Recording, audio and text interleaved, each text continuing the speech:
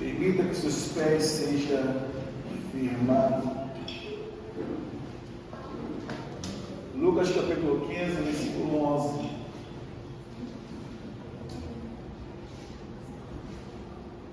Glória a Deus. O Senhor é bom. Todos encontraram? Digam assim, amém. Amém. Diz assim a palavra do Senhor, uma parábola que Jesus falou. Ele disse: um certo homem tinha 2 filhos, e o mais moço deles disse ao pai: Pai, dá-me a parte da fazenda que me pertence. E ele repartiu por eles a fazenda. E pouco depois, o filho mais novo, ajuntando tudo, partiu para uma terra longínqua. E ali desperdiçou a sua fazenda, e vivendo dissolutamente, e havendo ele gastado tudo, houve naquela terra uma grande fome, e começou a padecer necessidades. E foi e chegou-se a um dos cidadãos daquela terra, o qual o mandou para os seus campos a apacentar porcos, e desejava encher o seu estômago com as bolotas que os porcos comiam, e ninguém lhes dava nada. E caindo em si disse: quantos trabalhadores do meu pai têm abundância de pão, e eu aqui padeço de fome? Levantar-me-ei, irei ter com meu pai, e direi: Pai, pequei contra os céus e perante ti. Já não sou digno de ser chamado teu filho. Faze-me como os teus trabalhadores. Levantou-se e foi para o seu pai, e quando ainda estava longe, viu seu pai, e se moveu de íntima compaixão, e correndo, lançou-se-lhe ao pescoço e o beijou. E o filho lhe disse: Pai, pequei contra os céus e perante ti, e já não sou digno de ser chamado teu filho. Mas o pai disse aos seus servos: trazei depressa a melhor roupa, e vestiu-o, e pondo-lhes um anel na mão e sandálias nos seus pés. Quero me pegar até o versículo 22. Poder sentar com isso. Quem lembra o tema da mensagem? Permita que os seus pés sejam firmados. Eu queria ler essa mensagem de João, capítulo 13, mas chegando aqui, disse: meu Deus, coisa interessante. Falar em pés. O seu pai, né, desse homem, depois de tantas decepções, tanta situação difícil, ainda se preocupou em restituir 3 coisas. E a terceira me chama bastante atenção, e diz: foi as sandálias.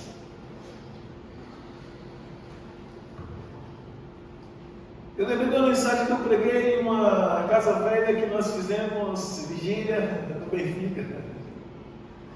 Então, naquela casa velha,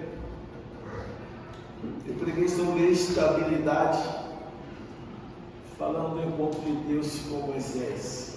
Daqui a pouco nós vamos relembrar um pouco dessa mensagem. Esse Deus dá uma boa mensagem. Apesar de que eu não gosto muito de pregar a mensagem alegórica, espiritualizando ou conjecturando os textos, mas serve-nos de edificação.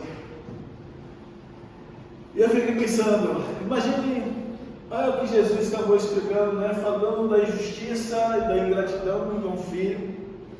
E a maioria dos pregadores, preletores, pastores, sempre acaba equiparando essa personagem com uma pessoa de Deus.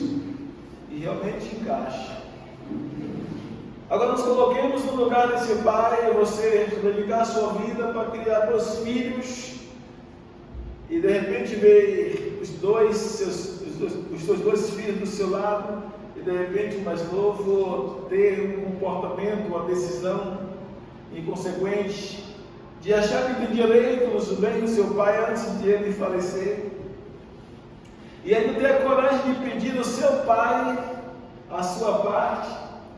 Eu fiquei analisando o perfil do pai por ser bondoso, porque não foi nem justo, ele foi bom. Bom é melhor do que ser justo. Se eu fosse justo, você não trabalhava, não está a fazer uma linguagem do baiano, né, o seu pé de meia, para depois você querer exigir uma coisa, né?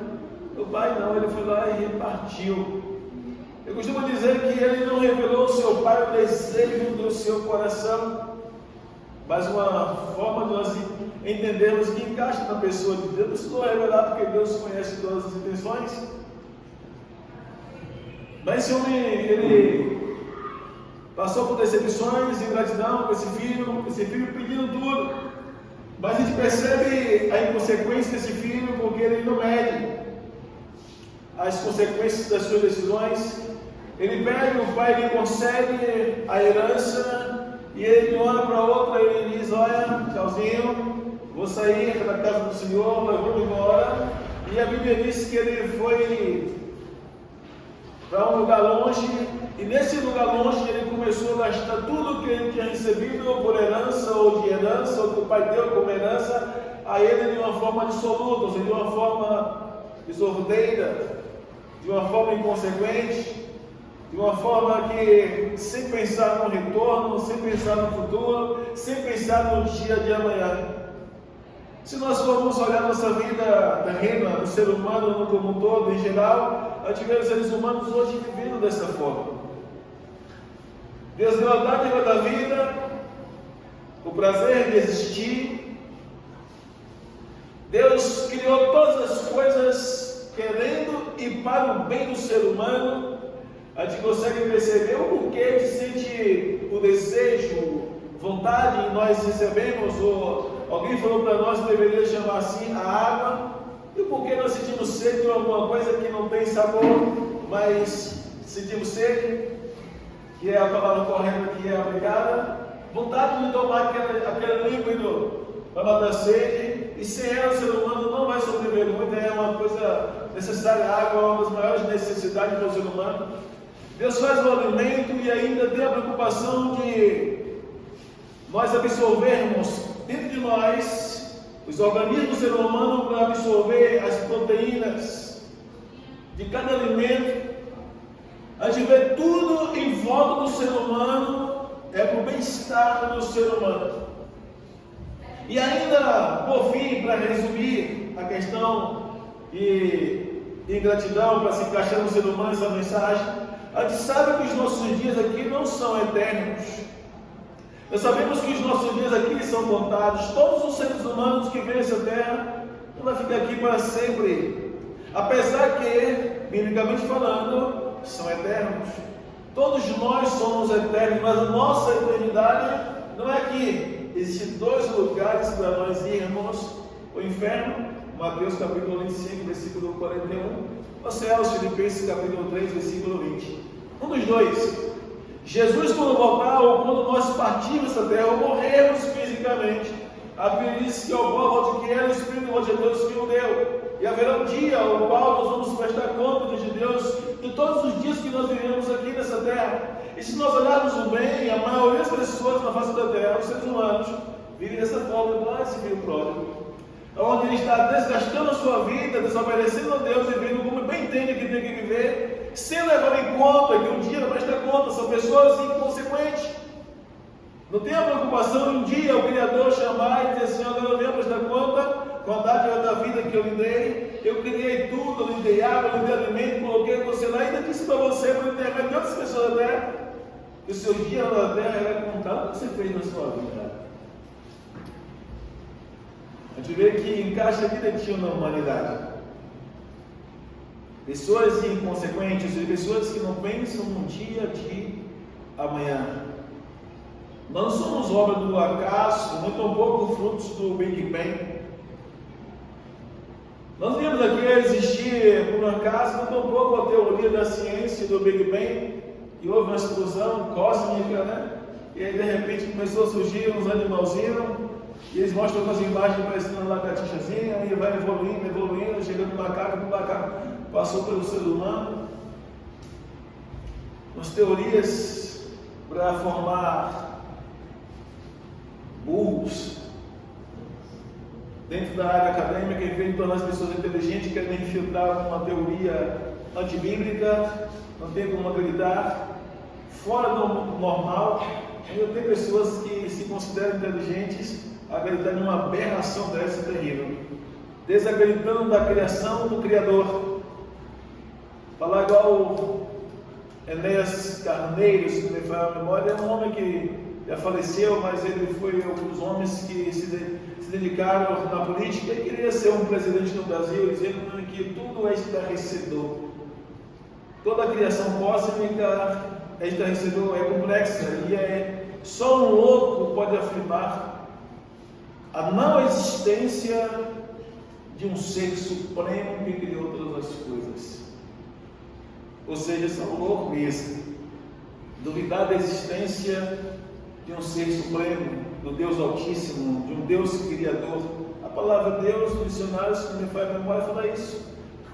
Fala de um ser supremo, inigualável, incomparável, que não há outro para compará-lo, não há outro para nós igualarmos. Um ser supremo que é difícil até mesmo para nós chegarmos na nossa compreensão. Não temos capacidade psíquica de compreender e nem tampouco de discipliná-lo, ou dizer ele é assim, é assim, é assim, é assim. Só sabemos que ele existe, é só olhar para nós. Às vezes eu ouvia alguém dizer assim: olha no espelho, escreve Deus, olha no espelho.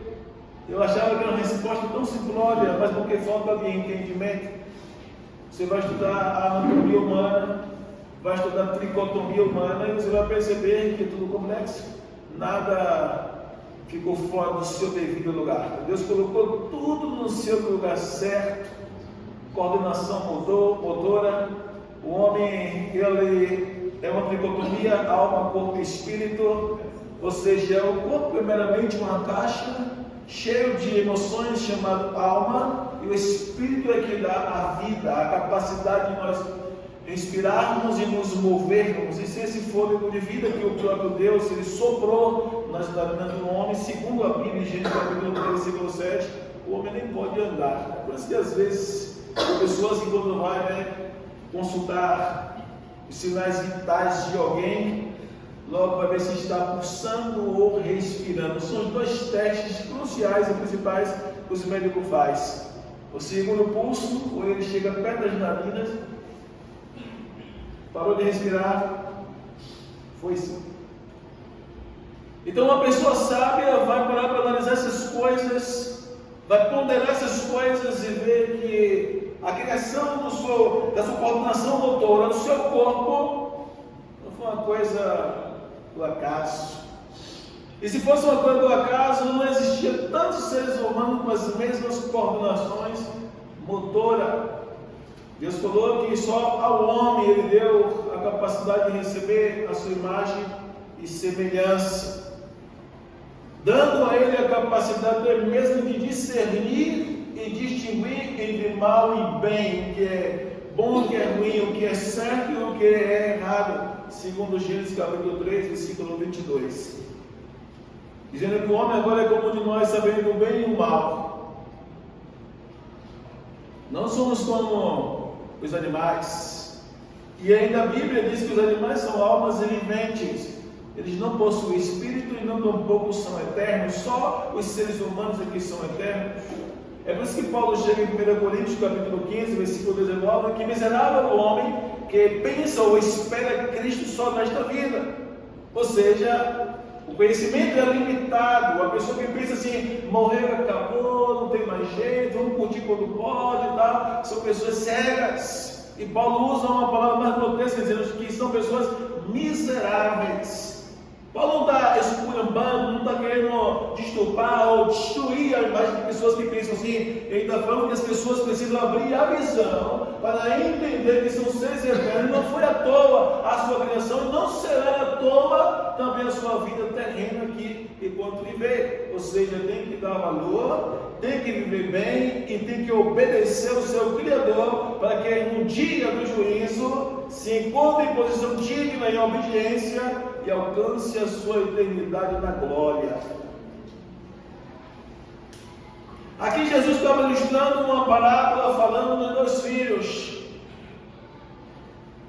Em linguagem figurativa, entendermos que existem aqueles que obedecem, que permanecem, que ficam na sua casa, que não abrem mão do seu pai, e um outro filho, que eles estão dispersos, estão distraídos, eles são inconsequentes, não pensam dia da manhã, e só querem somente usufruir de tudo aquilo que o pai tinha para lhe dar. Tem aqueles seres humanos que eles se preocupam com Deus, têm um temor a Deus, querem obedecer a Deus, se preocupam com a eternidade, abraça o Pai e não abre mais mão. Mas tem aqueles filhos que estão preocupados realmente com o que Deus pode lhe proporcionar, abençoar, lhe dar, somente usufruir da vida terrena, das coisas que Deus pode dar, e não se preocupa com o dia de amanhã, com quem vai se encontrar e aonde vai passar a sua eternidade. A palavra inconsequente significa isso, pessoas que não pensam no dia de amanhã. Interessante que Deus usa até formigas na Bíblia para nos ensinar. A formiga, apesar de não ter inteligência humana, a formiga ela consegue distinguir entre o inverno e o verão. A formiga mesmo não tem inteligência, sabe quando vem o verão e sabe quando vem o inverno. Ela sabe armazenar os seus alimentos durante o verão, para quando o inverno chegar, não pegar elas desapercebidas. E os seres humanos, com tamanha inteligência, não se preparam para a vida de Jesus. É um dos maiores perigos do ser humano, para o ser humano de hoje, é não estar aberto a ouvir a palavra do Senhor e se preocupar com a eternidade. O que me chamou a atenção aqui é que esse pai de família, esse pai, quando o seu filho pede, ele não deixa, a Bíblia está falando, não deixa nenhuma palavra de repúdio, de ofensa, de zanga, de insatisfação, simplesmente ele deu. Às vezes a gente vê algumas coisas dessas acontecer, a gente não consegue compreender porque alguns que estão em nosso meio, de repente, surta e dá as costas para Deus, desviam do Evangelho e passam a viver uma vida dissoluta. E às vezes nós oramos a Deus, ou porque essa pessoa foi, ou até mesmo pedindo para que vai votar, e às vezes Deus não fala com a gente se vai votar, se vai se reconciliar, e muitos não vão mais votar. Foram a única chance. E eu fico assim, às vezes, perguntando, meu Deus, quantas vezes não ouviram essa mensagem? Quantas vezes não ouviram falar essa mensagem? O pai certamente sofreu a ausência do seu filho, certamente se preocupou com ele, demonstra isso quando ele volta, a reação do pai. Mas era necessário que, após a decisão dele, ele aprendesse com a linha da vida. A palavra linha no dicionário significa dificuldades. Com a linha da vida, ele ia encontrar alguns problemas onde ele ia cair em si, ver que não era nada aquilo que ele imaginava que seria se saísse da presença do Pai. Aí fora, esse mundo não tem nada para dar para ser humano nenhum. Aí fora não tem nada de bom, tudo é engano. As coisas que o mundo oferece são alegrias passageiras. Nem as coisas que nós conquistamos materialmente falando traz felicidade eterna. Nem as coisas que nós lutamos tanto, dedicamos tanto tempo na nossa vida para conquistar materialmente falando, vai estar conosco por toda a eternidade.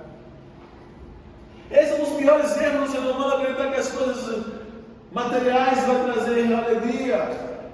A sensação de conquista é bom, e nesse tipo de conquista mesmo. Mas isso não traz felicidade eterna. Não vai estar sob nossa posse eternamente. O ser humano sabe, mesmo que ele venha a possuir muitas riquezas, ele tem que entender, eu sou apenas um mordomo dessas coisas por um período de tempo. Porque logo eu vou descer a sepultura. Talvez os meus filhos, se for bons administradores, vão permanecer com as coisas. Talvez os meus netos vão usufruir. Ou talvez serão pessoas relapsas, deixar perder tudo que o pai ou a mãe conquistou depois de tanto tempo. Se vocês colocar hoje na internet como é que está a casa de Gugu hoje, vocês vão estragar. Como é que está a casa de Hebe hoje abandonada? Você vê várias pessoas que lutaram, conquistaram todas as coisas que estavam nos holofotes, nas revistas, nas TVs, e hoje está tudo abandonado. Ou seja, o poder aquisitivo dessas pessoas tiveram, os seus parentes no dia de hoje não têm condição de manter. E aí acaba sendo confiscada, acaba sendo abandonada, colocada em leilões para venda. E até mesmo o filho indébito com o governo que não pede nada para ninguém. Doguinhos para vender logo e tirar parte do governo, não entregar o próximo dono. E a gente vai banalizar mulheres, como eu acabei de citar, Hebe Camargo, que viveu tantos anos, décadas de anos, dando de casa até uma belíssima casa, parecendo um palácio, cheio de empregados e empregadas, e talvez não deu tempo para Deus, e de repente desceu a sepultura, a sua casa ficou abandonada, dedicou toda a sua vida para quê? E aí traz para nós uma reflexão, uma lição. Será que vale a pena de destruir a nossa vida, não dando tempo para Deus, não tendo tempo para Deus, não buscando a Deus, não dando prioridade à salvação com bens materiais, e depois morrermos, ficar por aí? Uma pessoa inteligente, ele vai para essas coisas e diz, não posso ser não eu. Eles foram, as gerações passadas passaram, eu não posso ser tolo igual essas pessoas. Eu não estou desestimulando ninguém a conquistar os seus sonhos, conquistar bens materiais. Eu estou dizendo que não vale a pena substituir o lugar de Deus com essas coisas materiais, sem se preocupar com sua vida eterna, e logo nós partiremos. E o que nós iremos levar? Ainda que alguém coloque alguma coisa dentro do nosso caixão, nós não vamos levar. Com todo respeito, esses momentos tão dolorosos que nós temos que passar nessa vida, a gente vê as pessoas enfrentando, a gente vê as pessoas colocando flores, as pessoas vão deixar comigo, as pessoas beijando, mas quando nós partimos para lá, nós não íamos levar. É por isso que Jesus falou em Marcos capítulo 8, versículo 16, que mais vale a alma do que o mundo inteiro, porque a alma é eterna. É por isso que em Lucas capítulo 16, Jesus narra uma parábola interessante, dizendo de uma forma clara que houve um homem chamado Lázaro, um homem rico. Os dois morreram, mas de repente o rico foi para um lugar de tormento. E o homem pobre, chamado Lázaro, o qual os cães lambiam as suas chagas, foi para o seio de Abraão, e lá ele era consolado. Em linguagem figurativa, falando de céu e inferno, um lugar de tormento e um lugar de paz. Mas o que me chama a atenção é que esse homem que estava em tormento no inferno não foi apagado da memória, como diz Eclesiastes, nem tampouco ele deixou de lembrar o que tinha vivido nem seus antes queridos que ficaram aqui na terra vivos, não estava lá. Mostrando para nós que a nossa alma é eterna, a nossa memória não vai ser apagada, nós vamos lembrar de tudo no dia que nós partimos para se encontrar com o Senhor. E lá ele vai pedir conta para a gente: o que você fez com a sua vida lá na terra? Ah, Senhor, eu era igual ao filho pródigo, eu não fui uma pessoa coerente, eu não fui uma pessoa consequente, eu fui inconsequente, eu não pensei no futuro, eu não pensei na minha salvação. O que Deus vai dar para a gente? Chega um momento que ele fala assim: olha, Abraão, permita-me que Lázaro refresque a língua e me molhe, para que eu fique refrescado. Permita que eu volte e fale aos meus irmãos, para que ele não venha para esse lugar de tormento onde eu estou. Esse homem no Hades, no inferno, ele em tormento, ele sabia que não podia sair daquele lugar mais, porque Abraão tinha dito para ele que havia um abismo de sorte, que os mortos não podiam passar para o lado dos vivos, nem os vivos passar para o lado dos mortos. Ele em tormento, ele se preocupa com a salvação dos seus irmãos, ele começa a dizer: permita que eu volte e avise os meus irmãos, para que eles não venham para o mesmo lugar de tormento em que eu estou.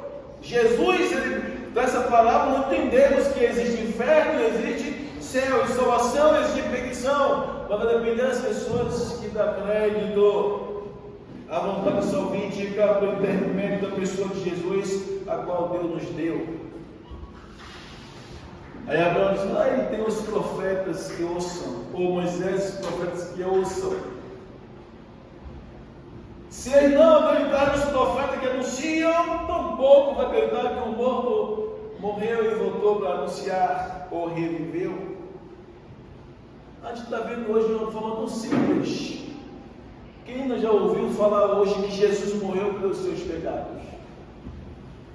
Qualquer pessoa vai responder, se nós perguntarmos por que Jesus morreu na cruz, morreu pelos meus pecados, mas a maioria não entende que não é para viver mais uma vida de pecado.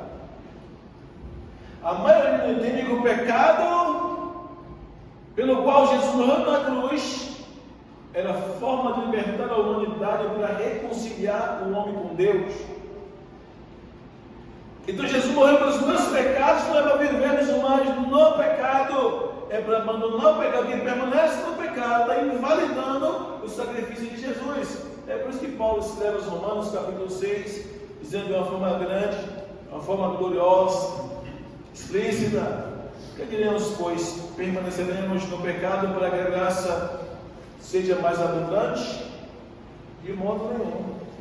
Ou não sabeis vós que todos nós que fomos batizados na semelhança da sua morte, fomos batizados para que, da forma que ele foi, da sua morte, conheceremos da sua ressurreição. Observe que ele fala de modo nenhum, ou seja, nada de permanecer no pecado. Então, como alguém entrega a vida a Jesus, tem que entender, a partir de agora, eu tenho que viver de acordo com o que Jesus quer que eu viva. É a única forma de eu ser salvo. A mim ser salvo do que confessar a Jesus como Senhor e Salvador, e aí daqui para frente agora, o meu maior inimigo é o pecado. É tudo aquilo que não agrada a Deus. Não é querer ser melhor que os outros, é uma resposta para eu me esforçar para ser uma pessoa separada desse mundo. A palavra santo significa ser separado. Ser santo não é essa imagem que nós temos na nossa imaginação, que muitos se implantaram, quando muitos até mesmo arrogam arrogância. Você quer ser mais santo que os outros, ou você é santarrão, ou você é santo. Então ninguém pode ser santo, porque na imaginação de muitos, santo é aquela imagem de escultura, a qual as pessoas colocam em um lugar para ser venerado, e as pessoas se encostarem diante dele de alguma coisa. Aquilo não tem nada a ver com santo. Ela é meramente objeto que pegaram e fizeram. Os próprios homens, com suas próprias mãos, fizeram o chamado artifícios. Esses homens foram lá com sua arte, sua profissão, esculpiram em pedras, em madeiras e outros tipos de materiais, e para enganar o tolo, ainda deram o nome de santo. E as pessoas aí botam a pinta ali, aqui Nossa Senhora do Garganta Quebrada, aqui Corme de Manhã, aqui não sei quem, aqui não sei quem, e na verdade não são santos. Santo só existe um, Deus, Criador dos céus e da terra e do mar, todas as coisas que nele há. Ele é impecável, nele não há engano, não há mentira, o que ele fala ele cumpre, ele promete, ele é o único ser digno de nós depositarmos a nossa confiança. A Bíblia vai condenar as práticas de qualquer pessoa que substituir o lugar de Deus com imagem de escultura. No livro do Êxodo, capítulo 20, versículo 3, versículo 4, a Bíblia diz: não terás imagem de escultura perante mim, diz o Senhor, nem semelhantes que estão no céu, nem na terra, nem embaixo da terra, porque eu sou Deus zeloso e visito a maldade dos pais e dos filhos, até a terceira e a quarta geração daqueles que me aborrecem ou me desobedecem. O próprio Jesus fala no Evangelho de João, capítulo 17, dizendo que esta é no versículo 5, que esta é a vontade de Deus, que conheça a ti, por um único Deus, e a Jesus Cristo, a quem tu enviastes. 1 Timóteo 2,5, a Bíblia diz que só há um Deus e um mediador entre Deus e os homens, Jesus Cristo, o homem auxiliar. Não foi Maria, não foi Paulo e Damião, não foi São Pedro, não foi São Tomé, não foi nenhum outro.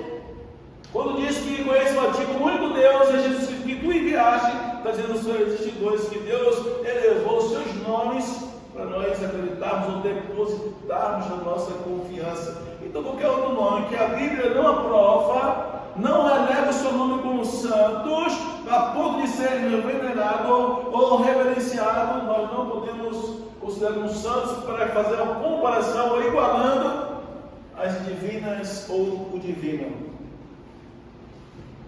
Se nós formos entender de uma forma correta o que é ser santo, olha para o irmão do seu lado dele.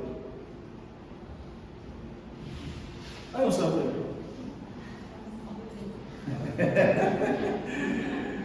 Os diretores não.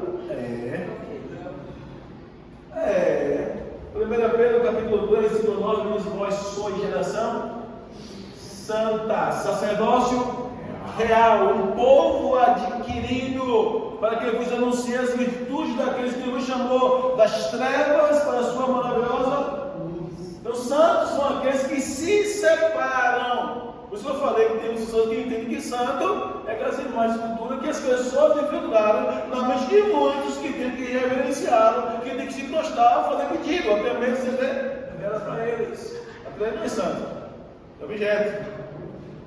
E como prova de que não é santo, é criado por aqueles que não se consideram ser santo. Os homens. Isaías capítulo 45, vamos para o versículo 20, ele diz que nada sabe os que conduzem procissões. A Bíblia diz: nada sabem, ou seja, são pessoas leigas, ignorantes no seu entendimento. Os que seguem procissões e rogam a Deus que não pode salvar. Então, se alguém quer ser santo, é se separar. Quando entrego minha vida a Jesus, eu tenho que me separar. Então, eu tenho que me tornar uma pessoa santa. Ser santa é ser uma pessoa separada, separar-se do mundo. Se eu era prostituto, não vou ser mais. Se eu era prostituta, não vou ser mais. Se eu era mentiroso, não vou ser mais. Se eu era enganador, não vou ser mais. Se eu andava pedindo, não vou pedir mais. Se eu andava matando, não vou matar mais. Se eu traficava, não ficar mais. Se eu usava drogas, não usava mais. Se eu bebia, era um alcoólico, não beber mais. É isso que é ser santo. A partir de hoje, eu sou uma pessoa separada a serviço do reino daquele que me salvou. Glória a Deus. É isso que é ser santo.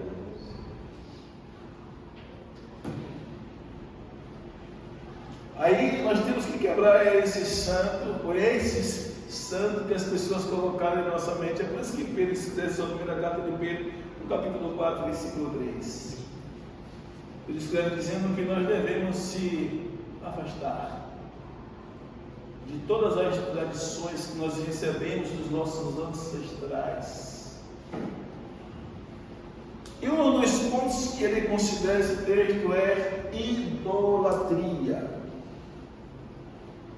Idolatria é uma afronta do homem para com Deus quando pega uma imagem escultura e se projeta dela, ao invés de se prostrar diante do Deus vivo, invisível, mas todo poderoso. É uma afronta.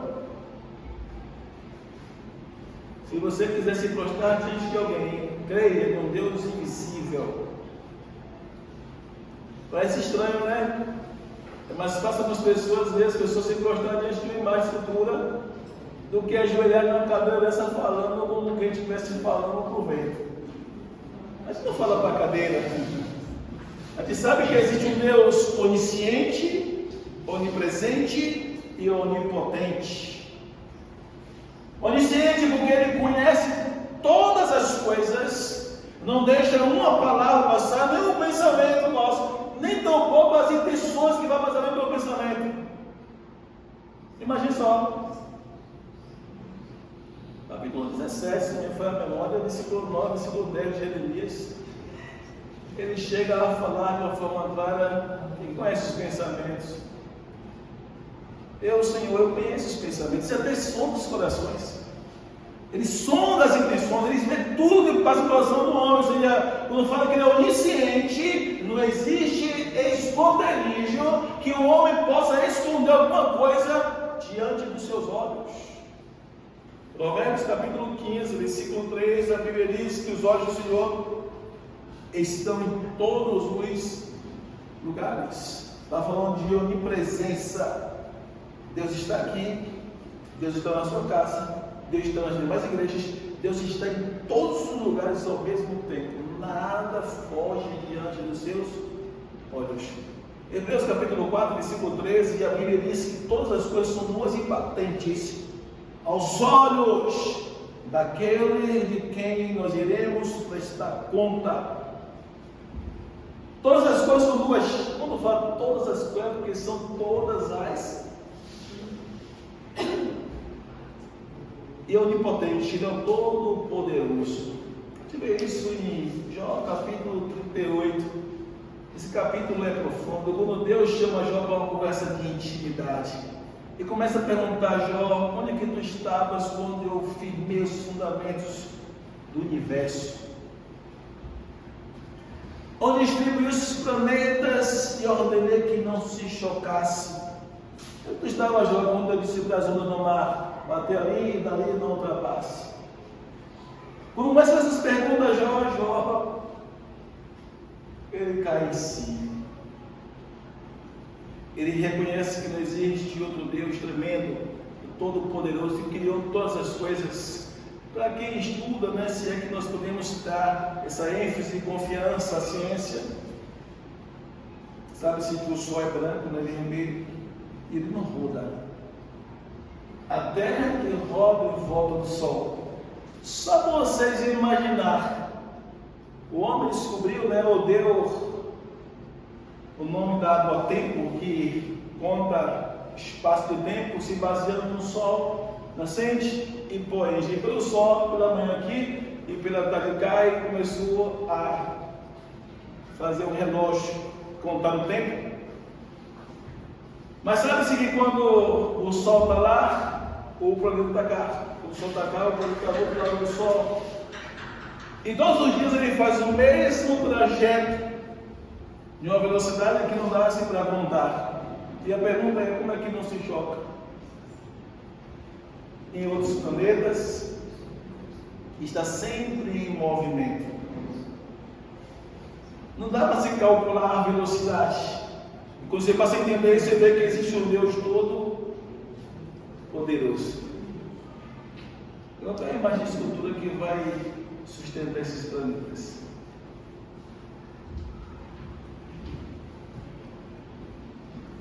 Se botar deitado, ele fica. Bota em pé, ele fica. E o ser humano chega acreditando nessas coisas e até se revela, ao invés de acreditar no Deus todo-poderoso. Santidade é isso. Agora eu quero chegar onde eu queria nessa mensagem. Esse filho, ele passa fome, começa a padecer necessidades, gasta tudo que tem, não tem mais com que se sustentar. Toda a herança acabou-se e de repente se encontra em uma situação muito difícil, a qual ele cai em si e ele passa a lembrar. Esse passar a lembrar, ele tinha esquecido. Ele nunca tinha para valorizar que na casa do seu pai sempre tinha alimento. Só vai dar valor no pão quem já passou fome, desejou comê-lo e não tinha. Só vai valorizar um alimento quem já passou fome, que não tinha o que comer algum dia ou alguns dias. Esse homem, quando ele passa naquela situação, o papai longe, ninguém dava nada para ajudá-lo. De repente, a Bíblia diz que ele caiu em si e disse: quantos trabalhadores do meu pai estão comendo pão em abundância? Eu aqui padecendo de fome. O que eu vou fazer? Levantar-me-ei e irei ter com meu pai e vou dizer: olha o que o filho fez. Ele caiu em si, lembrou do pão, lembrou de voltar, lembrou de se arrepender, lembrou de confessar e ainda se humilhar, implorando que ele o aceitasse, ao menos como que se fosse dos seus empregados. Não fico mais. Ele volta e a reação do pai é surpreendente. Diz que o pai correu ao seu encontro, lançou-se ao seu pescoço, abraçou, o beijou, chamou seus conservos e disse: coloque novas vestes. É o primeiro tópico da mensagem de santidade. Quando nós se encontramos com Jesus, a primeira coisa que o ser humano tem que desejar é ser santo, é se separar, receber novas vestes. Não pode mais viver uma vida de pecado.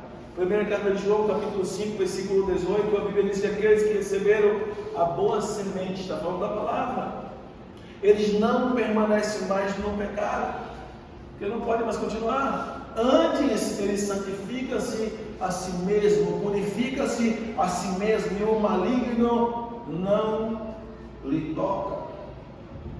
O primeiro passo, quando nós vemos quando alguém se converte de verdade, é quando ele se esforça, desejando profundamente o seu coração a ser diferente, a chegar tudo aquilo que fazia e entende que era errado. A partir de hoje não vou mais fazer essas coisas erradas, eu vou agradar aquele que salvou a minha alma. Eu fico feliz quando vejo as pessoas pegando a vida de Jesus e dizem: pastor, larguei de fumar. Ei, meu Deus, esse que é sucesso. Pastor, eu larguei de beber. Ele começa a falar o que ele está abandonando. Esses são sinais de um convertido de verdade. É quando entende que ele quer abraçar comunhão com o seu Deus, ele quer ser batizado com o Espírito Santo, ele quer ter experiência com Deus Todo-Poderoso, ele começa a desejar profundamente a mudança da sua vida. Em 2 Coríntios capítulo 5, versículo 17 fala isso: se alguém está em Cristo, nova criatura é. As coisas velhas se passaram, e eis que tudo se fez novo. O mais interessante é que essa palavra diz que eis que tudo, vou falar a verdade, eis que tudo se fez novo, e a sociedade se surpreende. O que aconteceu com fulano? Se com Beltrano, se Cigrano. Quando Jesus salva, o desejo do salvo é agradar aquele que não está para a guerra. Ele não se embaraça mais com o negócio dessa vida. Ele quer ser alguém que faz ter êxito, valorizando a sua oportunidade, vivendo a vida de acordo com a vontade dele. O segundo presente que eu vou dar: anel, aliança. Coloque um anel no seu dedo. Se você colocar no dicionário, não precisa do Google ou do dicionário, o que significa aliança? É o anel colocado na mão, simbolizando o pacto de fidelidade entre noivado ou casamento. Quando a pessoa tem caráter índole, não trapaceiro ou trapaceira sem vergonha, que assume uma aliança no dedo, está dizendo: agora eu tenho uma mulher que eu devo fidelidade. A partir de agora, as portas estão fechadas para as chiquinhas do tombo.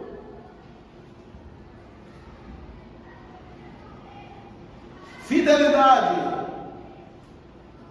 Eu tenho que ser fiel, eu tenho que honrar a aliança que eu, como homem ou como mulher, assumi diante de Deus, da família e da sociedade. Esquece a chiquinha do tombo lá fora ou chiquinha do tombo.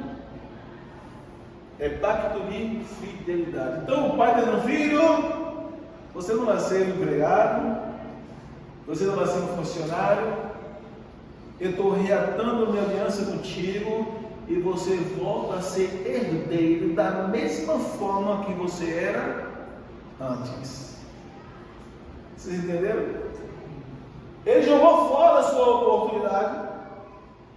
Ele foi embora sem o pai mandar. Ele perdeu tudo que o pai tinha conquistado. E quando ele volta humilde, se humilhando, chorando, confessando o seu erro, o pai se compadece, abraça, beija, e diz assim: não, vou te colocar na mesma posição de herdeiro que você estava antes de você sair. Restitui a aliança com aquele filho. Se nós passar a espiritualizar essa mensagem, trazendo para a vida da humanidade uma diferente. Agora Deus dá da vida, faz com que o ser humano venha existir, faz ele existir nessa terra. Deus coloca planos no ser humano, alimentos, coloca água, coloca tudo. E o ser humano faz o quê? Só basta ter um pouquinho de dinheiro no bolso, uma sensação de poder. Deus, fica no último plano. Eu vou me prostituir, eu vou andar com meus amigos, minhas amigas, eu vou andar com o que eu quero, fazer o que eu quero, curtir minha vida, no momento em que eu devo curtir. Estou nem aí para Deus, só a sensação momentânea de poder, pensando que o dinheiro fica na vida. Eu não vou ficar igual o filho pródigo. Acabou a notinha, acabou o poder, acabou tudo, não vai ver quem é. Nada. Nós não passamos de pó e cinza. A vida não precisa de muito ensinamento para nós compreender. É só olhar a nossa volta. As pessoas que confiaram no amor, na fama, que seus nomes se repercutiram aí, até mesmo nós ficamos alegres no momento, de repente se foi, acabou a fama, acabou tudo. São coisas passageiras. Eu estava ouvindo, porque eu não gravei o nome do artista. O homem, ele é dos Estados Unidos. Ele falou em inglês e o rapaz, ele traduzindo, e eu fiquei para escutar. Um homem que ele era roqueiro, ele pintava os olhos, e nas músicas deles falava muitas aberrações, muitas letras com sentido dobre. E aí começa a dizer: esse homem é terrível, esse homem é maligno, esse homem é mau, está ali ganhando fama, e começou a ser um homem famoso no mundo inteiro. E hoje eu ouvi o testemunho dele, em que ele cresceu no berço de igreja, ou seja, desde pequeno na igreja. Ele de pequeno começou tocando na igreja, cresceu na igreja. E ele disse que ele nunca tinha tido uma experiência com Deus e ele não atentava o que ele ensinava na igreja. E de repente surgiu no coração dele de ser uma pessoa famosa. E ele disse: não, vou tocar rock. E ele partiu com o rock, ele começou a ganhar sucesso no mundo inteiro, vários troféus, várias medalhas. E depois de adulto, ele se vê na situação de que os seus olhos estão perdendo as vistas. E ele lembrou que quando ele pequeno, ele ia para a igreja com seus pais eram cristãos, e levava ele para a igreja. Ele disse, depois que ele começou a perder as vistas, ele disse: eu vou fazer uma visita na igreja. E quando chega na igreja, Deus usa o pastor para dizer: vem, meu filho, aqui na frente, porque Deus diz para você que Ele tem misericórdia de você, Ele vai curar os seus olhos nesta noite. As suas vistas não estavam vendo mais. Ele começou a chorar antes mesmo do pastor orar. E o pastor orou por ele, Deus restituiu sua vida, e ele se reconciliou com Jesus. Ele foi para o lugar que ele achou e começou a dançar: não, eu volto para os pés de Jesus. A fama é passageira. Todas as coisas que o mundo oferece é passageiro. Triste o homem que ele confiar na sua vida terrena e momentânea e não se firmar para a vida eterna. Agora vamos chegar onde eu quero. Já falei das vestes, já falei da aliança. Agora vou fazer a terceira coisa aqui, quando eu colocar nos seus pés as sandálias. Esses sandálias, por que sandálias? Porque assim, aí veio algumas mensagens, eu lembrei, eu não sei, eu preguei sobre Moisés. Isso me trouxe uma curiosidade. Coloque sandálias nos seus pés. O texto aqui na minha Bíblia assim: e sandálias nos seus pés. Por que você trouxe sandálias? Se você ler o capítulo 3 do Evangelho de João, a preocupação de Jesus antes de levantar os discípulos para pregar o Evangelho, o que foi que Jesus foi lavar? Os pés. Aí Pedro diz: Senhor, o Senhor lavou os meus pés, Senhor? Não, não lavou os pés não. Aí Jesus fala assim: olha, se eu não lavar os teus pés, você não tem parte comigo. Aí Pedro vai para Jesus, perdão, e fala assim: não, só mais os pés, não lava o corpo, a cabeça, lava tudo,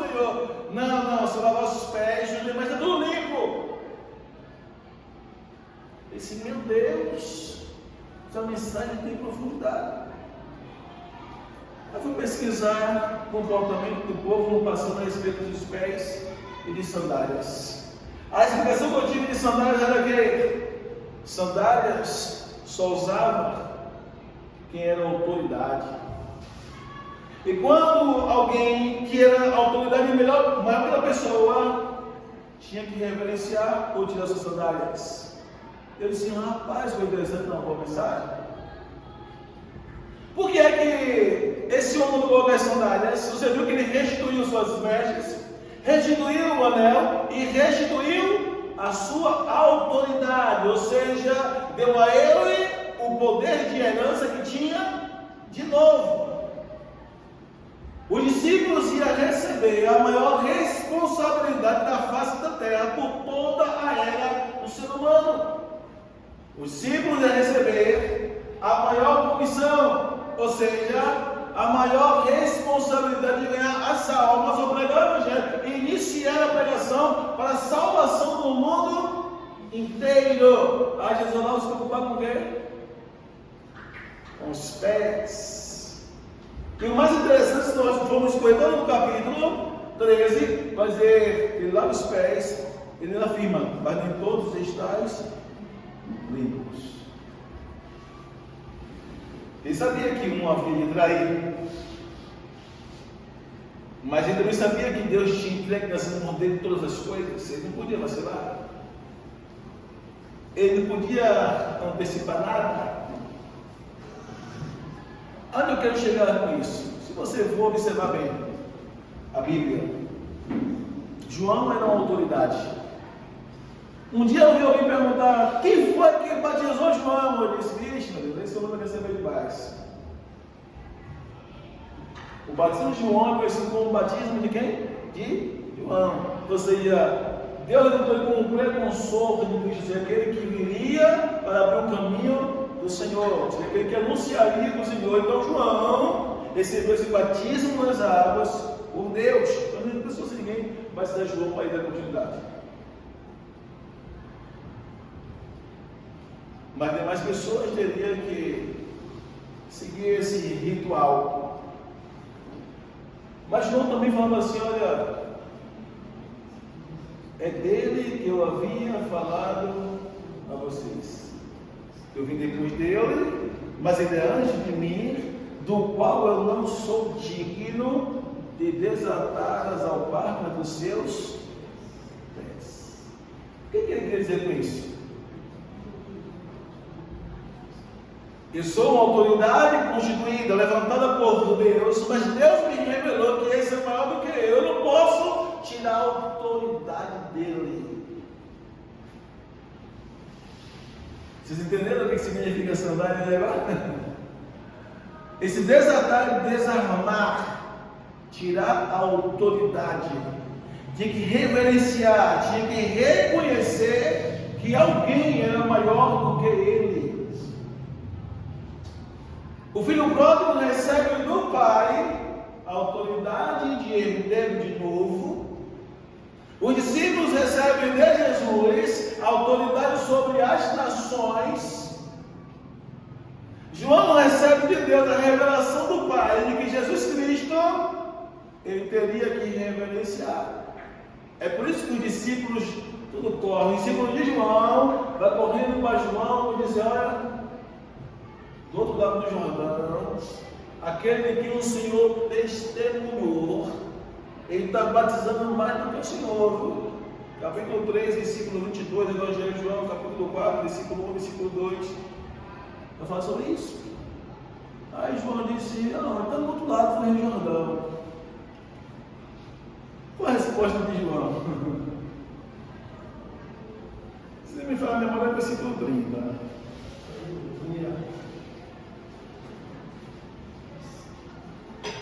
Importa que ele e que eu.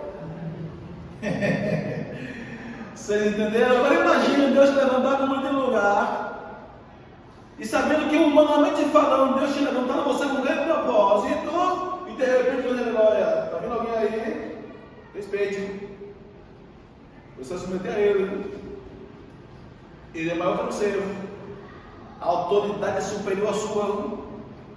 Mas João sabia. É por isso que o próprio João ele chega a falar: aquele que me enviou para batizar, disse: sobre aquele que você vê o Espírito Santo descer sobre ele que batiza com o Espírito Santo e com fogo. Deus revelou a João. Por isso que ele não resistiu à pessoa de Jesus. Ainda João afirma dizendo assim: olha, a noiva ouve a voz do noivo e se alegra. Em outras palavras, eu sei que ele é o Salvador, eu sei que ele é o noivo da igreja, e eu me alegro com a sua chegada. A visão de João estava bem aberta. No capítulo 3 do livro do Êxodo, quando Deus se encontra com Moisés, a Bíblia diz que Deus se aproxima e brada: Moisés, eu sou o Deus de Abraão, o Deus de Isaac, o Deus de Jacó. Se quando ele olha para o lado, em direção a uma localidade, ele vê uma sarça, uma planta,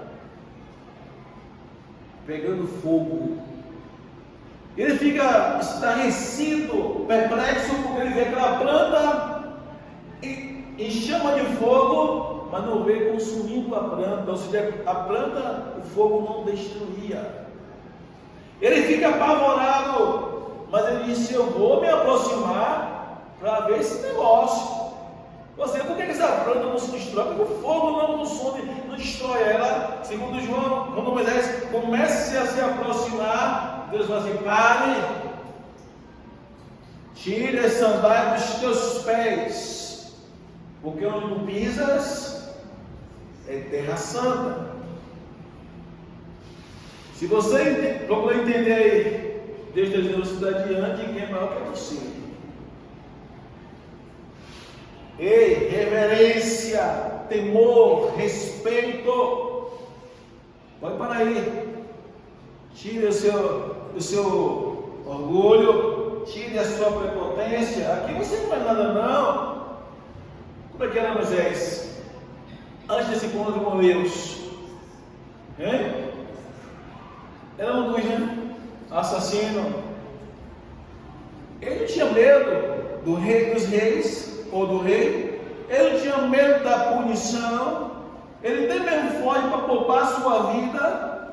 Mas se ele tivesse medo do rei do Egito, ele não ia reivindicar, defendendo os hebreus.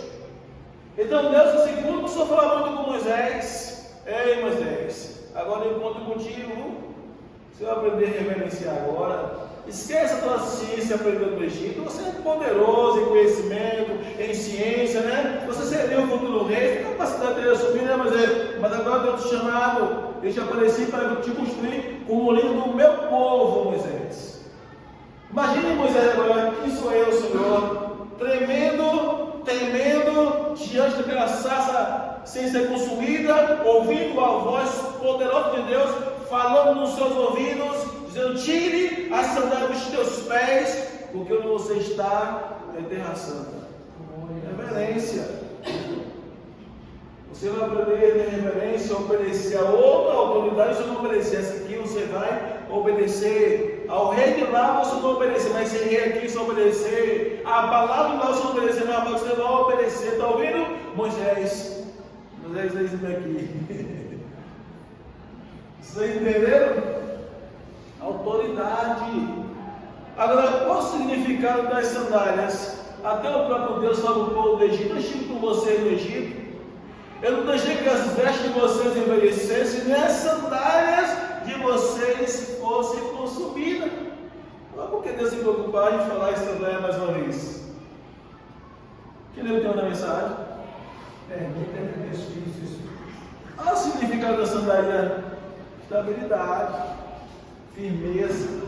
A maior necessidade para suportar o calor no deserto é estar com os pés bem calçados. Os pés que estão bem calçados, em linguagem figurativa, espiritualmente falando, estavam debaixo de uma proteção divina. Está debaixo da proteção do Deus Todo-Poderoso. Isso vai ser pobre sempre. Então, ele fala assim: ó, eu sustentei vocês, não vou levantar comida nenhum dia. Não foi alguns dias.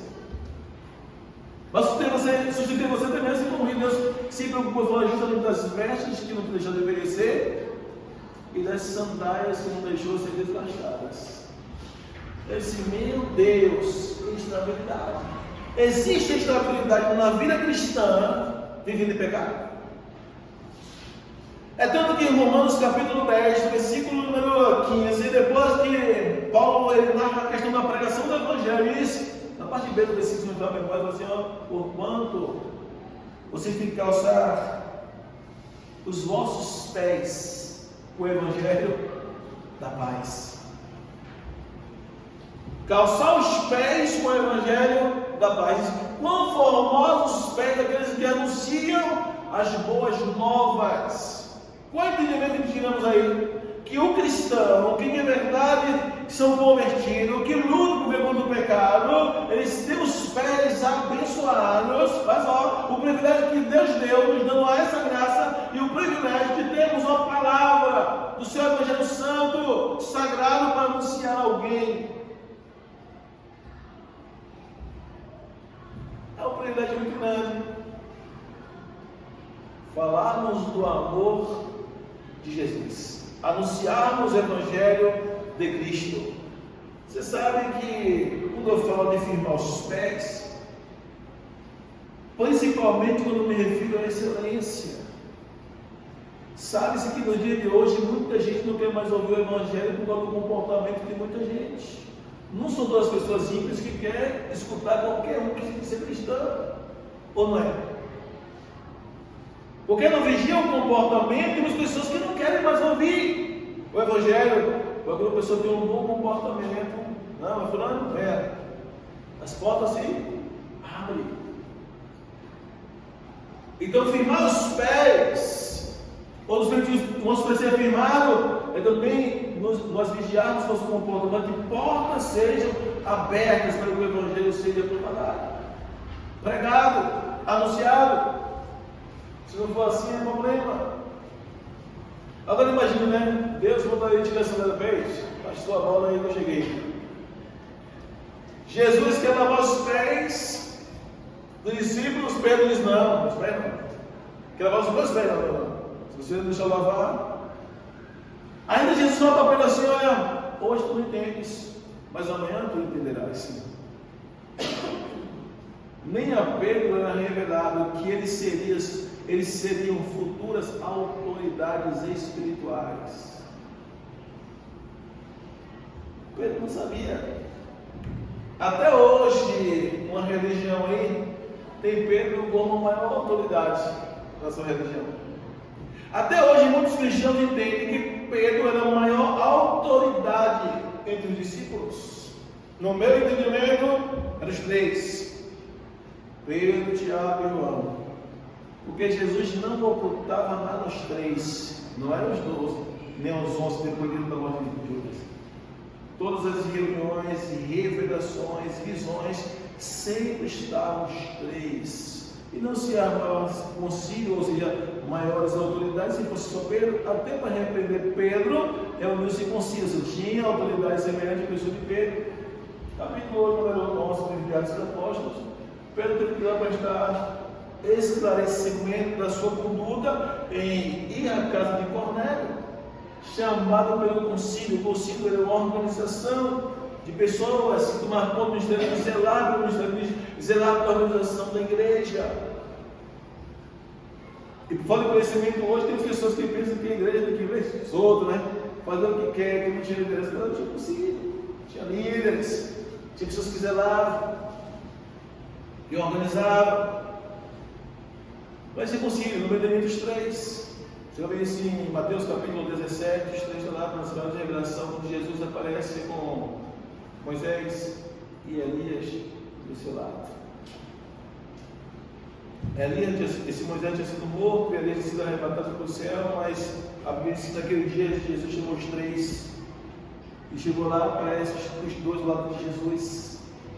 E eles ficam maravilhados, veio os dois vivos, Moisés e Elias. Agora imagine só. Para analisar aí, no mínimo aí, há uns 3.800 anos atrás, Moisés foi. Depois de um ano de 1.800 anos, ele aparece nos discípulos vivos. Imagine só, 1.100, 1.200 antes de Cristo, Elias é arrebatado do céu. De repente, agora está ali lá no lado de Jesus também. Os discípulos ficam maravilhados em ver os dois lados de Jesus. E a Bíblia diz que Jesus proibiu eles falar aquelas visões.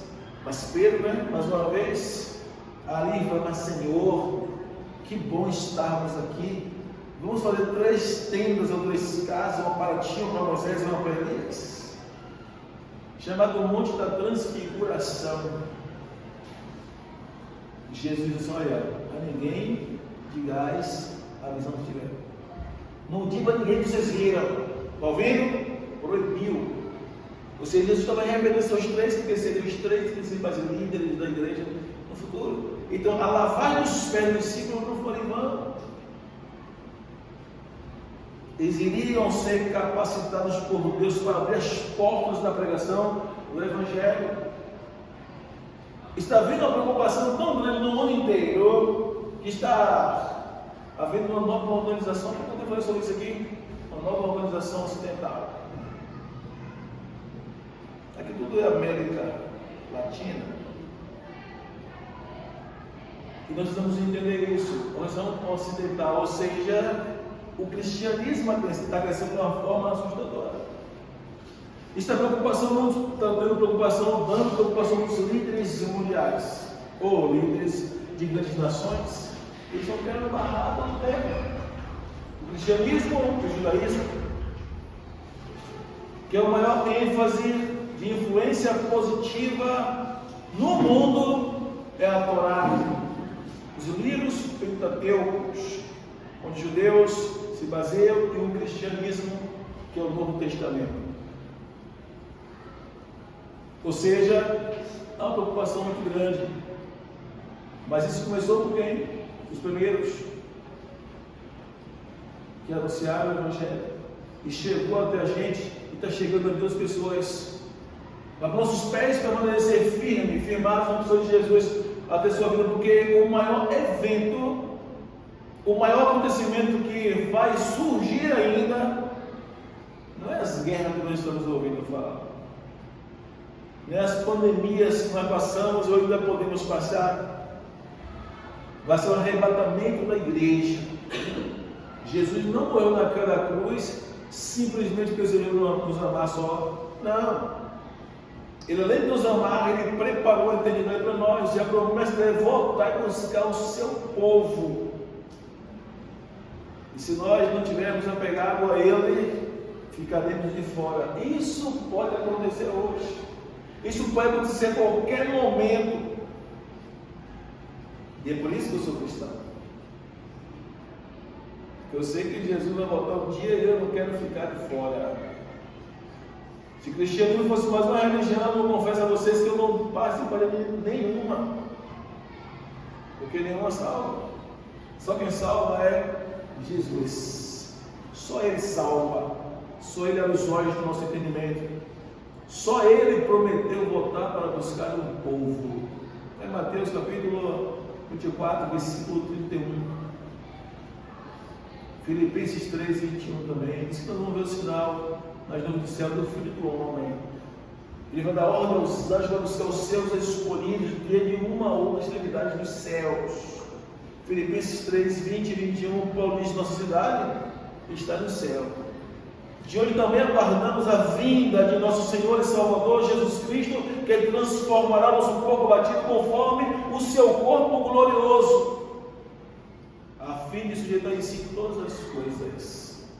É por isso, cristão, porque a mesma Bíblia que fala que existe vida eterna, promete que Jesus vai voltar a buscar um povo que creu na sua vida, que se converteu dos pecados, ou abandonou os pecados para alicitar, agradar e viver de acordo com a vontade dele. E quando ele voltar, triste das pessoas que aqui ficaram. Porque a Bíblia diz que o diabo vai ser sobre 1000 anos. vou atormentar o povo, e depois vai enfrentar o juízo com o próprio Cristo, condenar essas pessoas ao inferno. Então, sorte daqueles que abraçaram o sacrifício de Cristo. Jesus, ele veio com essa finalidade: abrir os nossos olhos para a realidade do que vai acontecer no final dos tempos, juízo, condenação para a humanidade, e abrir nossos olhos para entender que existe, ele quer salvar a humanidade. Não vai salvar todos, porque todos vão querer Jesus, mas vai salvar, ele quer salvar a humanidade. E a salvação começa quando eu me converto, eu enxergo onde eu estava errado e começo a digitar meus caminhos de acordo com a sua palavra. Na pessoa que eu vou me diretando de acordo com a sua palavra, eu estou me preparando para se encontrar com ele. Então, quem tem medo de ser condenado, quem sabe que existe condenação e salvação, vai obedecer. E se obedecer a Deus, aí sim vai valer a pena. Jesus volta e sorte daqueles que estão preparados para ser salvo. Em Lucas capítulo 10, no versículo número 19, ele fala: pois eu vim, o filho do homem veio buscar e salvar o que se havia perdido. Então, eu quero que você saiba que nós estamos pensando nisso. Eu preciso estar com os meus pés calçados e bem calçados. Eu preciso estar debaixo da autoridade daquele que é maior autoridade. Eu preciso ser uma autoridade no reino do Espírito. Você sabia que quando alguém se converte e leva a sério o Evangelho, o diabo fica furioso. O diabo vai fazer de tudo para fazer te voltar para o mundo. Porque no mundo nós pertencíamos a Ele. E quando se convertemos, passamos a pertencer a Cristo. Ele não quer que ninguém se converta com isso. Ele sabe o quanto é válido. Não escolha para participar de uma religião. Seria muito fácil. Agora a pergunta é: por que nós sermos participantes de uma religião sem salvação? Que graça teria uma religião sem salvação? Para mim não teria nenhum sentido. Agora, a salvação da minha alma, eu tenho que entender que eu tenho que estar com os salvos, eu tenho que ser a igreja do Salvador, Jesus Cristo, e eu tenho que me preparar para se encontrar com Ele. É por isso que eu sempre falo assim: não é ir à igreja, é ser a igreja. Porque Mateus capítulo 16, se não me memória, a partir do versículo 16, ele não conversa com Pedro, dizendo que ia colocar solteiro, né? E nas suas palavras, sendo uma rocha, ou seja, aqueles que acreditassem que Jesus era o Filho do Deus Altíssimo, ia ser uma igreja firmada na rocha, e as portas do inferno não prevaleceriam contra ela. Ele ficaria em minha igreja, as portas do inferno não prevalecerão contra ela. Jesus falando: a minha igreja, e essa igreja que pertence a Jesus é que vai ser salva. Então eu preciso ser a igreja de Cristo. Eu preciso estar pronto para encontrar com esse Cristo. Esse Cristo que vai voltar, que está vivo para todo o sempre. E aí eu vou ser salvo. É a única forma de nós estarmos firmados, com os pés firmes em Jesus. É a única forma de nós estarmos garantidos que nós vamos subir para a glória em Jesus. Eu quero encerrar a mensagem para você. Abrace essa oportunidade, lembre-se de entregar sua vida a Jesus, permanecer firme, porque quando Ele voltar, Ele não quer você de fora. Um dos maiores milagres na vida do homem começa quando a gente tem força de ir numa congregação, sabe? Porque se existe um lugar onde o diabo não quer que ninguém pise o pé, é na igreja do crente. É ou não é? Quando o crente vem em nossa direção, vem os crentes, vixe, já existe uma antipatia da gente com todo mundo. Vixe, vê aquele povo crente, vixe, isso não quer ouvir. Não é assim não? Ah, vamos na igreja, tá bom, vamos marcar um dia. Não, eu vou lá, não. Já existe uma barreira muito grande para nos impedir de ir à congregação. Quando eu entrei a primeira vez, eu gostei. Vai ser bom. Me senti muito alegre. A segunda vez, eu gostei de novo, vou vir de novo. Daqui a pouco eu lá, aceitando a Jesus como seu Salvador. O melhor lugar aqui, não tem outro lugar melhor não. Tchauzinho, mundo. Se existe um ser que não quer que você se converta e vai ver de crente, é o inimigo da sua alma, o encardido. Enquanto Deus quer que você seja a sua igreja, confesse Jesus como Senhor Salvador da sua alma, enquanto é tempo e permaneça. Amém? Permita que os seus pés sejam firmados. Permaneça. Vamos se colocar de pé para nós orarmos, por favor? Senhor é bom.